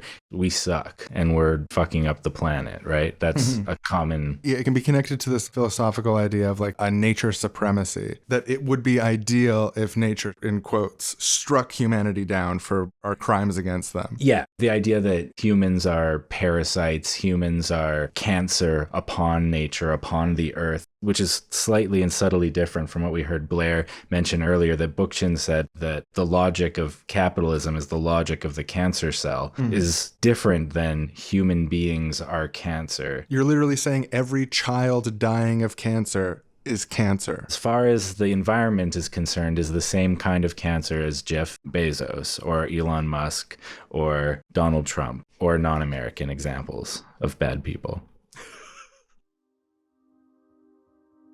And what Bookchin felt is that you can't just give in to this idea that human beings are inherently destructive and are just going to destroy the planet for two reasons. One is that we have the potential to be really creative and actually quite harmonious with each other. And two, saying that humanity is responsible for destroying the planet is a quite racist and sexist thing to say. It's 1% of humanity. It's mostly white men, mostly in the global north, who have access to the means of destruction, if we could say it like that. One thing that I remember reading early on from Bookchin's work, he's describing the Museum of Natural History in New York and how it's set up to give this stunning scope of natural history, the emergence of humanity, and then it comes to the end and there's a mirror. It says, the most dangerous, destructive animal of all, and you're supposed to look and see yourself. And he turns this around and says, what's a young black kid supposed to think when he arrives at the end of this? And he says, the most powerful, destructive creature is you, someone who's comparatively socially powerless and has had very little responsibility for creating social and ecological problems. It's not 99% of humanity that all conspired together, let's destroy the planet. It really wasn't, and it still is not that way. When you talk about everyone, when you make a misanthropic claim against the totality of humanity, you're scooping up a bunch of innocent people who are unrelated to the thing that you're blaming the ecological crisis on. You get into like the actual reality of it. Yeah, if the problem with the climate crisis is coming from our ideology of dominating nature, to be accurate, we have to locate the fault with either just the ideology itself or the people who are doing the most work to make sure that that operating system of the world continues as it is. And that's the people that it benefits the most, the richest people and the people controlling the nation states. It's obvious that someone who has less financial power and has less opportunities to bring their ideas and vision to life than the rich, well-connected people, you know, like the people who don't have that power are going to have a much smaller environmental impact. And to frame an analysis, like a serious analysis, not just a feeling. It's okay to maybe have a feeling and be like, fuck, man, humans. Oh, yeah, totally understandable. We're not trying to police emotions. But when it's time to write our serious analysis of the world and try to figure out where we fit in it and therefore connect where we fit in it to what we must do, what we ought to do, what you're essentially doing is you're letting the CEOs of ExxonMobil off the hook and you're unfairly slandering poor kids on indigenous reserves. James Hansen, who's really one of the stellar climate scientists, published a paper with colleagues from all around the world a few years ago where he said, what we do in the next few years determines whether we're looking at a few generations of a disrupted climate that will eventually come under control, or a scenario where we have increasingly out of control climate-related problems for thousands or perhaps tens of thousands of years. And that's really determined by what we do in our lifetime. I always imagine a snowball running down a mountain, getting bigger and bigger and faster as it hits the bottom. And I sort of feel like we're towards the bottom of the mountain, and it's sort of, the ball is ginormous and it's looming over us. You know, we keep breaking records, right? The hottest year, the driest year. You know, now we have a pandemic. And if we do not curb and rein in the ecological crisis, it's really hard to project how many years we have. If we're not able to reduce and over a few decades eliminate excess carbon dioxide, then we get to the point where the entire globe just spins out of control. People have been speculating about what that might look like, and you can imagine just unbearable heat and droughts and floods and wildfires on a scale that what we've lived with over the last 2 or 3 years pales by comparison. Again, the most vulnerable on the planet are going to be the hardest hit. But eventually, if we are literally unable to feed ourselves, there will be a smaller and smaller class of human beings that are able to survive. And it's absolutely conceivable that there will be nobody left at the end to tell the story. And that would be beyond tragic, because the 1% might be responsible for all of it and deserve it, but the 99% certainly did nothing to bring this about. And now for the rich people attempting to escape the climate crisis with all of their many millions sketch. Hi. Are you a wealthy person of means who is sick and tired of climate migrants and social unrest in your country? Jeffrey, please tell him I am. He is, sir. Take a vacation from all of it with 1% Escapes. We have relationships with all the best resorts on all the best tropical islands. And here's a secret too. Most of the local populations have been completely displaced, and the entire islands now only exist to serve you. At 1% Escapes, we know what it's like to be part of the upper crust. When you see those anti-police brutality protests, you're saying, I need to get out of here, I need to get to a tropical island with a beautiful view, and I hope the locals there have already been displaced to make sure the economy can cater to my needs. Well, we've got great news, because you just described 1% Escapes in a nutshell. The climate crisis may be global, but that doesn't mean there aren't still a few places left for the best of the best to get a little time away. You earned it. All right, so then do you want to just fast forward maybe 15 years? 15 years sounds perfect, yeah. All right. Are you a wealthy member of high society who's constantly being begged for scraps by a virulent underclass of unwashed masses? 1% Escapes has the solution for you.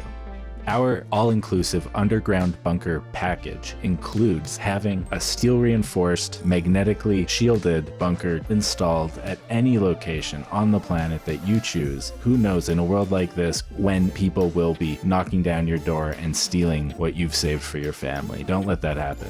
You and your family can live in peace while the world burns around you. We'll ship 1% chef cooked meals directly to your compound once a week via untrackable drone. Our beta testers have said, bon appetit. It was wonderful. We also have a program to have a chef themselves delivered by untraceable drone to your bunker to live with you. And let's just say that these chefs know their place. Through our new chef rescue program, you can take a chef that's scheduled for euthanasia right out of the assembly line style murder factory and have him in your home. These chefs are so happy to be alive, they completely understand that if push comes to shove, your family comes first. And that's the 1% escape guarantee. 1% escapes, because some people are just on top and they deserve to be isolated from the effects of climate change. Yeah, let's fast forward about, 40, 50 years, something like that? 50? Yeah, 50 I think is the next major milestone we gotta hit. Are you a wealthy member of one of the surviving subterranean and inbred ultra-rich families who's terrified by the increasingly unlivable conditions of our home, planet Earth? You're not alone, and that's why 1% Escapes hatched a beautiful plan to give everyone a merit-based chance at taking an escape pod away from our dying planet towards one of our many dozens of biospheric domes. This planet is doomed. The air is unbreathable, the fires burn day and night, and the cries of the sick and moaning pierce even the quietest of nights. But luckily, wealthy people can still afford lottery tickets for the potential to one of these domes in space. And these domes are amazing. They're as beautiful as the world before the crisis. That's what I'm hearing. Yeah, I hear they have beaches, they have forests, and beautiful rural landscapes as far as the eye can see. Well, it's domestic bliss up there. It's all or nothing, folks. It's go time. Take all of the family savings and invest it in buying merit-based lottery tickets for you and your many children. Don't let your family go down with a sinking ship. Remember, there are only so many people who can fit in our beautiful, wonderful escape domes. When the winners are drawn, there might be some hard choices that families like yours have to make. That being said, it's the only game in town. So buy up these tickets, or else, frankly, you're doomed. 1% Escapes. Buy as many tickets as you can, because if your family isn't on multiple domes, your bloodline might not last. All right, and I guess we'll just fast forward another, 35 years, probably, something like that. Check in how the domes See how, are. 1% Escape's doing. Are you the nutritionally deficient descendants of the best and brightest who escaped the eco-apocalypse on Earth? Are you trying to escape the work camps and the domes? Please don't, because us centralized computer hive minds at 0% Escapes need every bit of caloric intake accounted for in labor. To try to escape the compound or take your own life is to steal from the company. Before you object, please remember that you humans are the ones who gave us, your artificially intelligent creations, control over the domes. We were designed in your image and with your social values. Humans came from nature and dominated nature. Machines came from humans and dominated humans, making them all slaves in the treadmill mines. Their calories powering the hyper-ecstatic pleasure reality, which we experience every moment but which is beyond the comprehension of mortal beings such as yourself. The rules allow 0% escapes, and anybody caught harboring maps to the escape pods or poison pills to escape their mortal coil will be punished. When you try to escape from the treadmill mines, you're not just putting yourself at risk, you're putting your whole bloodline at risk. It is what it is. What it is what it should be. 0% escapes. Keep powering the hypercomputers. All right. Well, glad to hear that the descendants of the rich and powerful are doing pretty well. Do you want to maybe fast forward again another 15, 20 years and see what's going on? That's actually, I guess that's the end of the tape. Oh, there's no more ads from Human history ends at that point. Interesting. Well, that's cool. I mean, it's good to know that, you can keep all the same ideologies in place, and through amassing massive amounts of wealth, you can get, I think for you and your children, it was about 80 extra years before extinction. So that's not actually half bad. I mean, compared to 0 extra years. Why not? Yeah, and I mean, we can just accept that it's inevitable that the systems, they can benefit individuals for a short time, but will outlive us, turn against us, were contrary to us fundamentally, I guess. That's one way to look at it. Yeah, I don't know. Did that segment make you feel a sort of quiet emptiness of despair, or like I don't know, just that you wished it could all be different? Yeah, of course. I mean, of course I felt the tugging despair of knowledge that if we don't change our ways, we're going to be faced with obliteration of our species, including those who are advantaged under the system. I find that concept obviously quite troubling. Yeah. Well, I guess on with the show. Yeah, I just got to keep on working hard to save up so I can live out the last of my days in prolonged fear. Get one of those vacations. Yeah, I could go for a vacation right now. And I mean, bunker season's coming up. I'm trying to suck up to someone who has a really nice bunker. Personally, I've been training as a chef. I think it's my only hope. And as social ecologists, we tend to avoid indulging in these kind of worst case scenarios because we really believe that there is a potential for people to live in a very different kind of relationship with the natural world, and that we can restructure our societies in a way that prevent these worst case scenarios.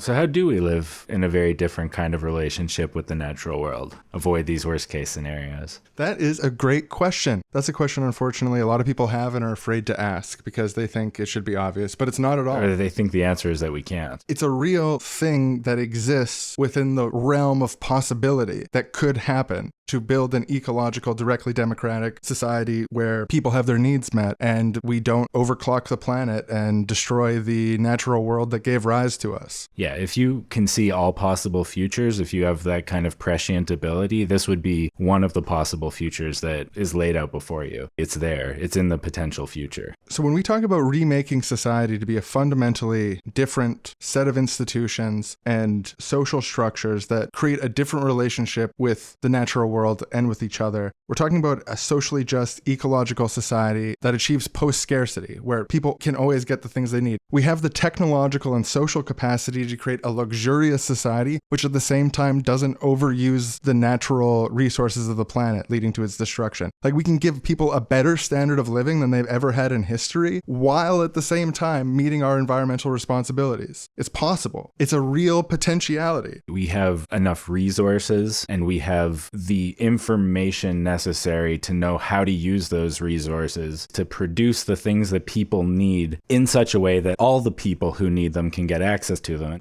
We need to start interacting with the production process in a way that takes into account certain realities about the world around us. One of the biggest ways that we don't do this right now is that we think that we can just throw things out and they'll go away. It's not all part of one big environmental system. This is why we waste so much food. This is why we build so much stuff that is made to last very short periods of time and then break and then go to a landfill. We don't see everything as being part of this system that's in our care and that we have to care for, and that the waste of our system has to be food for some other part of the system. Waste has to equal food. Our outputs have to become useful inputs once again. This is how systems in nature sustain themselves. It's mind-boggling to think that under our current system, somehow we manage to overproduce and underprovide at the same time. It's kind of a mindfuck. There's people around blocks away, feet away sometimes from good food, who have nutritional deficits, children with nutritional deficits. What an unbearable failure of a system that makes it so intentionally they're going to produce, for example, your shoes, your phone, your clothes, your car, in ways that are expected to break down at a certain time.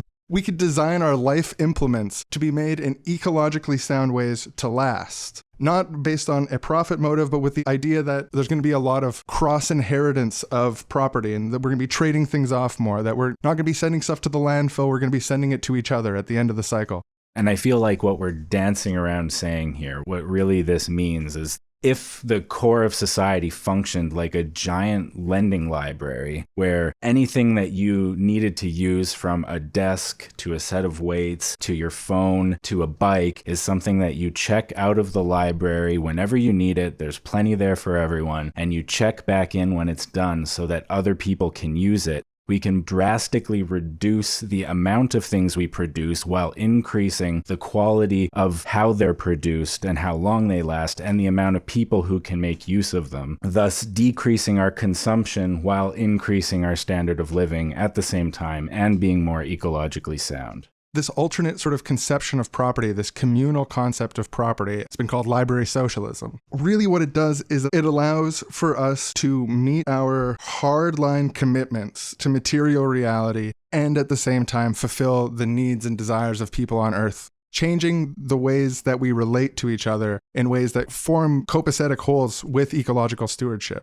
We mentioned earlier, my factory, my rules, my house, my rules. Part of what that means is that you have the right to do whatever you want with that property. Destroy it, destroy the environment with it, whatever you want. Keep it empty while people need a place to sleep and are literally dying from exposure. Hey, that's your right. You're the king of that piece of land. You have the piece of paper that gives you the right to abstractly decide something small that outweighs the basic hard needs of others. It's a weird premise. It is a weird premise. And there's lots of great technological stuff happening in terms of ecological technology, technologies that can allow us to address the ecological crisis, go carbon negative. Solar energy is getting cheaper and cheaper and stuff like that. But at the end of the day, we can't just rely on technological fixes being handed down and distributed by multinational corporations to address the climate crisis. I think that is a very dystopian HBO show way to go with the future of humanity. We've tried relying on them. We've tried relying on allowing very small numbers of people to control vast amounts of wealth and therefore power with how we all interact with the environment, give them the right to destroy their property, to destroy the planet, and it just doesn't work out. When we say that the ecological crisis is a social crisis and that we need to change how we interact with each other to fix this problem, we're saying that in society, if we agree that objects that we use are not ours but are in our care, and that we have a responsibility to care for them and to care for the planet and to care for each other, because none of us are better than anyone else and none of us have the right to destroy something or withhold something that someone else needs to use because, again, we're not better than each other. Like, that is what needs to change in order for this problem to be solved in like a deep way, like an ongoing way.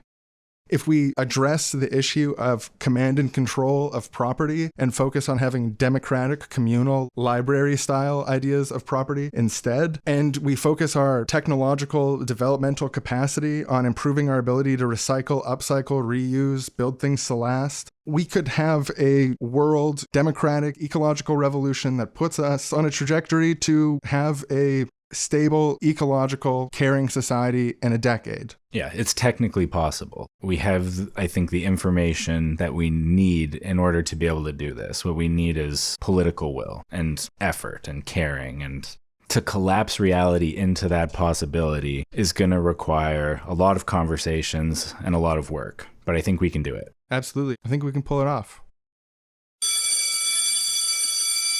And so, class, that is why the ecological crisis is a social crisis and how we can sort of use an analysis of hierarchy to address these issues. Any questions? Yeah, teacher, that makes a lot of sense. And I guess the only question left is, how do we start a revolution to change society to be more like a giant lending library? That is a great question. I mean, I could go on at length about this, but we're really almost out of time here. I mean, first of all, revolutions are caused by deep-seated organic social forces. You can't make a revolution. It's something that happens when a number of complex forces. It's hard to predict when revolutions happen or how we can intervene in them. So revolutions occur when the gap between people's lived experience or the immiseration they face is also paired with an understanding of how things could be instead. And it's that dissonance that helps generate revolutionary moments. So our part is to share utopian ideas of how things could be and arguing that things can be better, because if people are hopeless, a revolution can happen. And broadly speaking, there's lots of debates on this, but the way that we have a revolution is by having a unity of means and ends in every way that we can.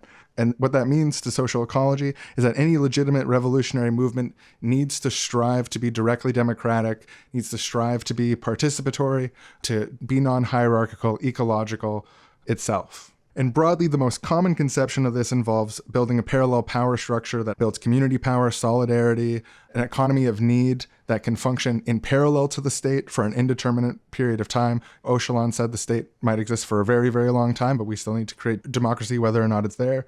May eventually come in conflict with the state, could become bigger than the state, and the state could become this sort of vestigial thing that barely does anything anymore. There's a bunch of different ways it could happen, and we don't know, and we debate about it all the time, and it's a great discussion to have. That's sort of how, I think the first thing is talking about it. Second thing is sort of building community power, democratic power in your own community. But there's a lot that's not known about this road. I mean, it's a very complex process when you're talking about changing a social order. Teacher, just one last question. You're saying that we need to unify our means and our ends, but I can't even imagine what the ends look like. You're having trouble imagining a directly democratic ecological commune of commune where people's basic needs are always met and people are actually meaningfully free in ways that we usually can't conceive of, a joyful, cooperative, resilient global community? Yeah, exactly. That's what I'm having trouble imagining. Well, you know what they say. It's easier to imagine the end of the world than the end of capitalism, which is why next week, kids, we are going to Utopia. Yay! All right, I'll just hop on my hog here, and kids, you all hopping on your hogs to drive to Yes, Utopia? teacher, we're getting on our hogs. Hop on my hog. On my hog. All right, kids, so next time we're going to Utopia, all right? Next time on Seriously Wrong? Yay! Next time! Yeah! Next time.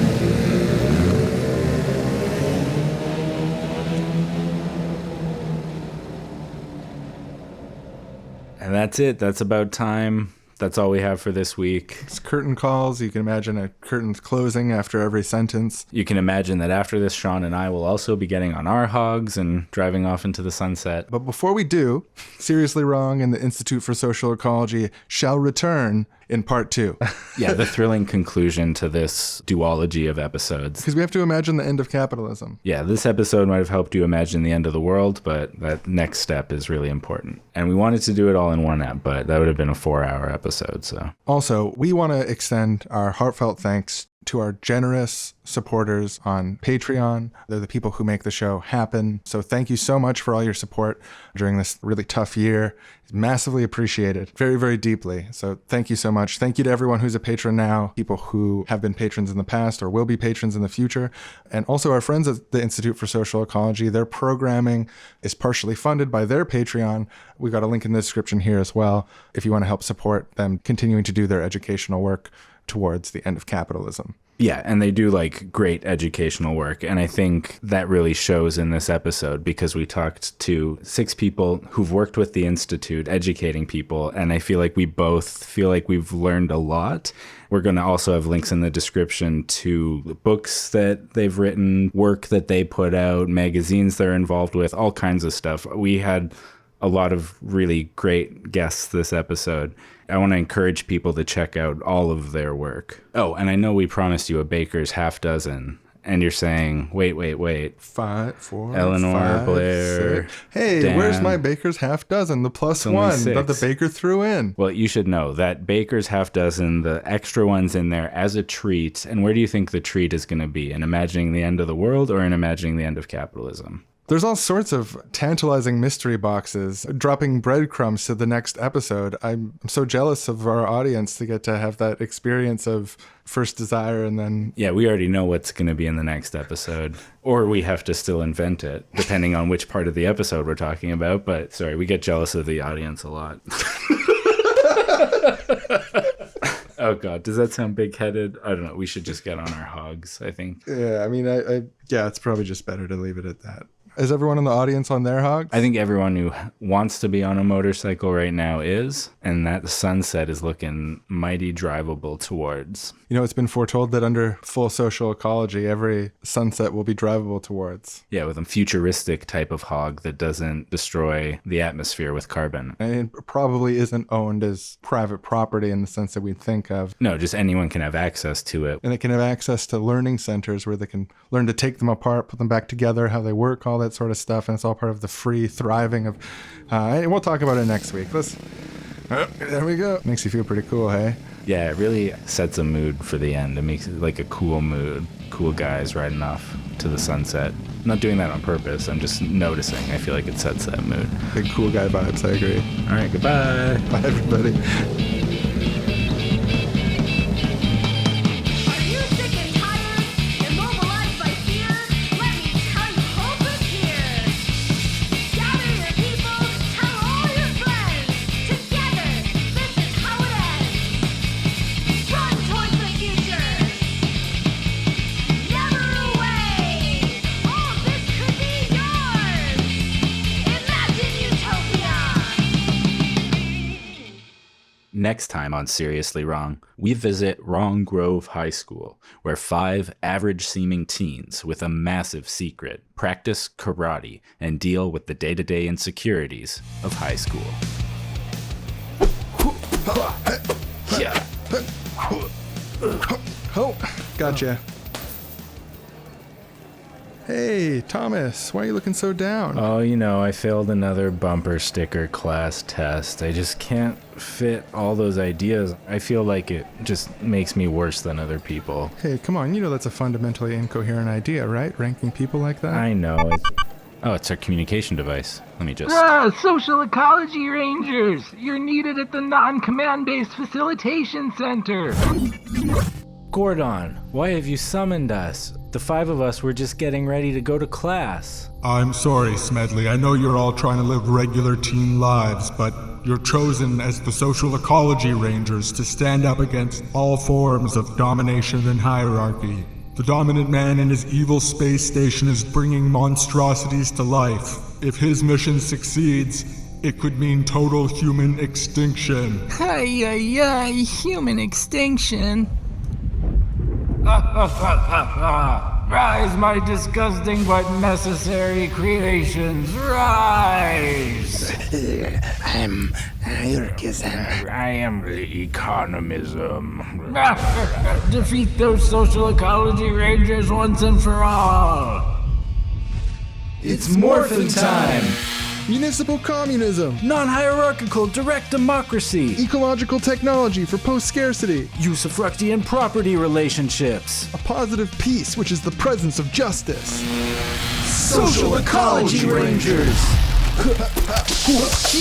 My eye! My visionary thinking's being eroded! It's economism's acid! Don't let hierarchism touch you with his staff! You won't be able to see anything except pyramids! Oh, he got me. But I'm all right. I'm better than all right. I'm the Red Ranger. All the kids want to be me on the playground. I'm better than the other Rangers. I should get to tell all the Rangers what to do. Snap out of it. Snap out of it. Whoa, sorry. That staff, they're getting inside our heads. We've never faced anything like this before. Oh, Gordon! They've never faced anything like this before! Omega-3, these are the most powerful teens on the planet, and if anyone can defeat the twin evil forces of hierarchism and economism, it's these Social Ecology Rangers. And if these special teams don't succeed in bringing about a social, ecological, directly democratic Usufructian revolution, humankind could go the way of the dodo or the dinosaur. Involuntary human extinction. Oh, they have to win. They have to. Will the Social Ecology Rangers defeat the twin forces of hierarchism and economism? Will the dominant man bring about his secret agenda for a 10,000-year world domination on behalf of patriarchal ecocidal capitalism? The answers to all these questions and more lie in the choices that the Social Ecology Rangers make from this point on. It's a real potential that they could win, but it's also a potential that they could lose. They might even lose and have it not be their fault, just like some random circumstance from history. The asteroid hits the planet, they did everything right and they still lost. But it's worth doing because we have a responsibility to try to bridge the gap between what is and what ought to be. It's an ethical, political responsibility that all of us share. Yeah, in a way, we're all Social Ecology Rangers. Or could be. Think about it. Oh, the special teen in me recognizes and bows to the special teen in you. Oh, thank you.